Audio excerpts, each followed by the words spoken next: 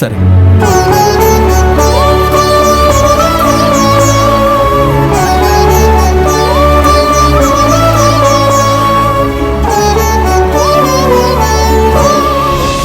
వెళ్ళండి, తలస్నానం చేసి ఈ బట్టలు వేసుకుని రండి.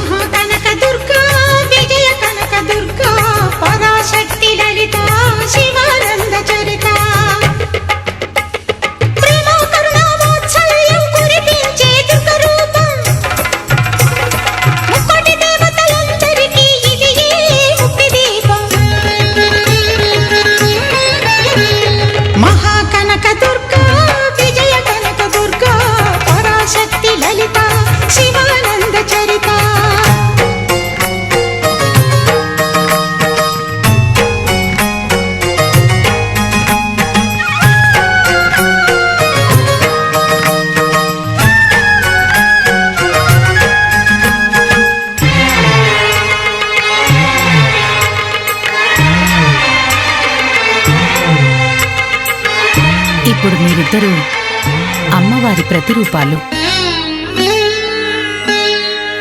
భవానీలుగా ఈ దీక్షలో మీరు చెయ్యాల్సినవి ఏంటంటే, మీ భార్యాభర్తలిద్దరూ దీక్షలో ఉన్నన్ని రోజులు మాంసాహారం తీసుకోవద్దు. మంచం మీద పడుకోకుండా నేల మీద నిద్రపోవాలి. మీరిద్దరూ పవిత్రంగా ఉండాలి. త్రిపుర సుందరి నిత్యానందము కూర్చే అన్నపూర్ణాదేవి